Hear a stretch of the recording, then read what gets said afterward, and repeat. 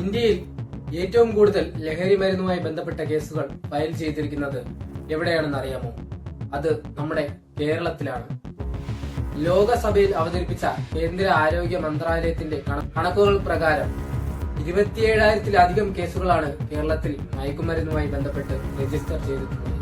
ഇത്രയധികം കേസുകൾ ഫയൽ ചെയ്തിട്ടുണ്ടെങ്കിൽ പോലും അത് നമുക്ക് അഭിമാനമുള്ള ഒരു കാര്യമാണ്. അത് എങ്ങനെയെന്നല്ലേ, കേരള സംസ്ഥാന പോലീസിന്റെയും എക്സൈസിന്റെയും കർശനമായ ലഹരിക്കെതിരായുള്ള പോരാട്ടവും ചെറുത് വലുത് തുടങ്ങിയ സകല സോഴ്സുകളെയും അവർ ചെറുത്തു നിർത്തുന്നത് കൊണ്ടാണ് അതിനെതിരെ പോരാടുന്നതും. അങ്ങനെ നോക്കുകയാണെങ്കിൽ ലഹരി ഉപയോഗത്തിലല്ല, ലഹരിക്കെതിരായുള്ള പോരാട്ടത്തിലാണ് കേരളം ഒന്നാമത്. ഇന്ത്യയിൽ എത്ര സംസ്ഥാനങ്ങളാണ് ഇത് കറക്റ്റായി ചെയ്യുന്നത്? ഏറ്റവും കൂടുതൽ ലഹരി ഉപയോഗമുള്ളത് ഉത്തർപ്രദേശിലാണ്. ഈയൊരു സാഹചര്യത്തിലിരിക്കെയാണ് കേരളം ഒന്നാം സ്ഥാനത്തെത്തിയതെന്ന് ഓർക്കണം. കേരളം ലഹരിക്കെതിരായുള്ള പോരാട്ടത്തിൽ ഒന്നാമതാണെങ്കിലും ഇതിനെക്കുറിച്ചുള്ള വസ്തുതകൾ നമ്മെ ഞെട്ടിക്കുന്നതാണ്. അതേക്കുറിച്ചൊക്കെ നമുക്കൊന്ന് നോക്കി വരാം.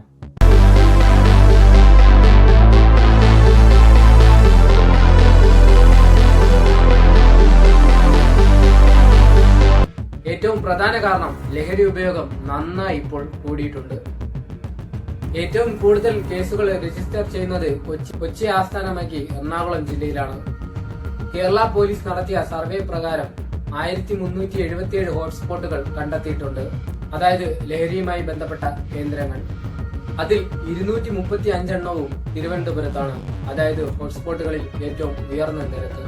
സിന്തറ്റിക് മയക്കുമരുന്നുകളുടെയും കെമിക്കലുകളുടെയും പ്രധാന വിതരണ കേന്ദ്രമായി കൊച്ചി മാറിക്കഴിഞ്ഞു. അതായത് എറണാകുളം ജില്ല. 2024-ൽ സിന്തറ്റിക് മയക്കുമരുന്ന് വേട്ടയിൽ വലിയ വർധനവാണ് കോഴിക്കോട് ഉണ്ടായത്. ഓരോ കാര്യത്തിലും ഓരോ ജില്ലകൾ മുൻപന്തിയിലേക്ക് വരുന്നത് നമ്മുടെ ദോഷത്തിനു വേണ്ടി തന്നെയാണ്. ഹോട്ട്സ്പോട്ടുകളുടെ എണ്ണത്തിൽ ഏറ്റവും ഉയർന്ന നിരക്കാണ് കേരളത്തിൽ, അതായത് ഒന്നാം സ്ഥാനം. ക്രൈം റേറ്റുകളുടെ എണ്ണത്തിലും കേസുകളിലും കേരളം തന്നെയാണ് ഒന്നാമത്. ഇനി ഈ ഡ്രഗ്സുകളൊക്കെ എങ്ങനെയാണ് നമ്മുടെ നാട്ടിൽ എത്തിപ്പെടുന്നത്? ഇതിനു പിന്നിൽ ആരൊക്കെയാണ്? ബംഗളൂരു, ചെന്നൈ നഗരങ്ങളിൽ നിന്നും അതിർത്തി കടന്നാണ് ഇവ കേരളത്തിലേക്ക് എത്തിച്ചേരുന്നത്. ആംബുലൻസുകൾ പോലും ഇതിനായി ഉപയോഗിക്കപ്പെടുന്നു. ട്രെയിനുകൾ വഴിയും കൊച്ചി തീരം കേന്ദ്രീകരിച്ചും വൻതോതിൽ ലഹരി വസ്തുക്കൾ കടത്തുന്നതായി റിപ്പോർട്ട് ചെയ്തിട്ടുണ്ട്. 2024 ജനുവരി മുതൽ 25 ജനുവരി വരെ 4370 കിലോ കഞ്ചാവും 35 കിലോ MDMA-യും എക്സൈസ് പിടിച്ചെടുത്തിട്ടുണ്ട്.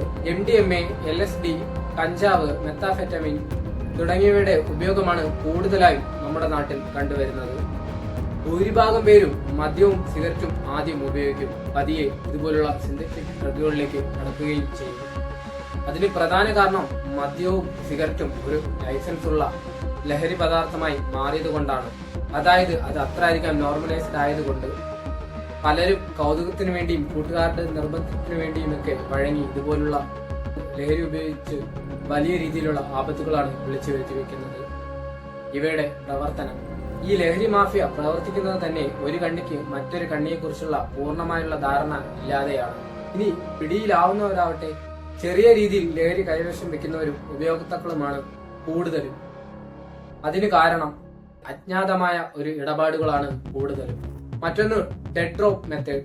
പേരിന് സാമ്യമുള്ള രീതിയിൽ തന്നെയാണ് ഇവയുടെ പ്രവർത്തനവും.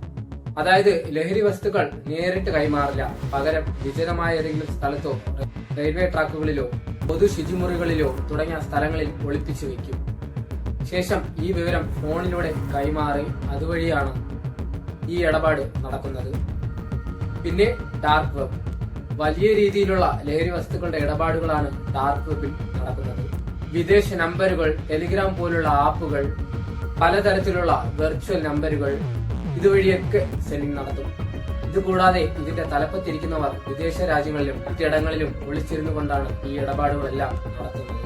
അതുകൊണ്ട് തന്നെയാണ് ഇതിന്റെ തലപ്പത്തിരിക്കുന്നവർക്കെതിരായുള്ള തെളിവുകൾ കോടതിയിൽ ഹാജരാക്കുവാൻ അന്വേഷണ സംഘത്തിന് ബുദ്ധിമുട്ടുണ്ടാകുന്നത്.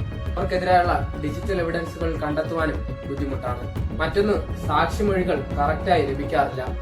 ഇനി അങ്ങനെ സാക്ഷിമൊഴികൾ ലഭിച്ചാൽ പോലും തന്നെ തലപ്പത്തിരിക്കുന്നവരെ ട്രാക്ക് ചെയ്തെത്തുവാൻ ബുദ്ധിമുട്ടുമാണ്. കാരണം അവർ നേരിട്ടല്ല ഈ ഇടപാടുകൾ നടത്തുന്നത് തന്നെ. ഏറ്റവും പ്രധാന കാരണം എന്തെന്നാൽ ഇവർക്ക് അന്താരാഷ്ട്ര തലത്തിൽ വലിയ രീതിയിലുള്ള സ്വാധീനവും സ്വീകരണവും പിന്തുണയും ഒക്കെ ലഭിക്കാറുണ്ട്. ഇതുകൂടാതെ വക്കീലന്മാരുടെ സഹായം.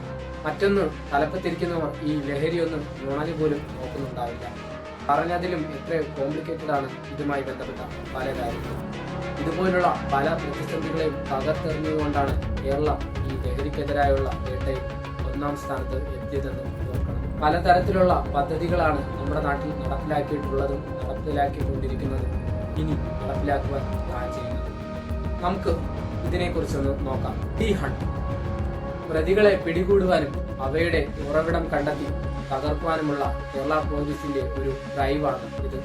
പിന്നെ കേരളത്തിലേക്ക് വരുന്ന പലതരത്തിലുള്ള സിന്തറ്റിക് ഡ്രഗുകളും കഞ്ചാവുകളും തടയുവാൻ വേണ്ടി മറ്റു സംസ്ഥാനങ്ങളിലെ പോലീസുമായി സഹകരിച്ച് അവരുമായി ചേർന്ന് പ്രവർത്തിക്കുന്നു. മറ്റൊന്ന് യോദ്ധാവ് പദ്ധതിയിലൂടെയും മറ്റ് കൺട്രോൾ റൂം നമ്പറുകളിലൂടെയും ലഭിക്കുന്ന രഹസ്യ വിവരങ്ങളുടെ അടിസ്ഥാനത്തിൽ അനവധി റൈഡുകളാണ് നടത്തിവരുന്നത്. ലഹരി ഉപയോഗത്തിന്റെ മോചനത്തിന് വേണ്ടിയുള്ള ഡി അഡിക്ഷൻ സെന്ററുകൾക്കും പോലീസ് മുൻഗണന നൽകാറുണ്ട്.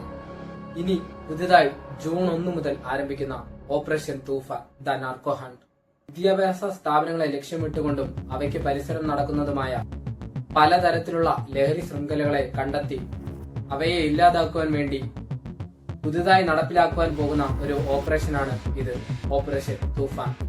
ജൂൺ 1 മുതൽ ലഹരിക്കെതിരായുള്ള പലതരത്തിലുള്ള യുദ്ധം കേരളത്തിൽ പൊരുതി ജയിക്കുന്നത് കൊണ്ടും അവയ്ക്കെതിരായി ശക്തമായി പോരാടുന്നതും കൊണ്ടും കൂടിയാണ് കേരളം ഈ ഒരു വേട്ടയിൽ 1-ാം സ്ഥാനത്ത് എത്തിയത്. പിന്നെ കേരളത്തിന്റെ മുഖമുദ്രയായ 100% ലിറ്ററസി. ലഹരിക്കെതിരായുള്ള വേട്ടയിൽ നമ്മൾ 1-ാം സ്ഥാനത്താണ്. എന്നാൽ ലഹരി ഉപയോഗം കുറഞ്ഞതിൽ 1-ാം സ്ഥാനം എത്തണമെങ്കിൽ നമ്മൾ എല്ലാവരും ഒന്നിച്ച് തന്നെ പ്രവർത്തിക്കണം. ലഹരിയുടെ ഉപയോഗം അത് ചെറുതായാലും വലുതായാലും തെറ്റ് തന്നെയാണ്.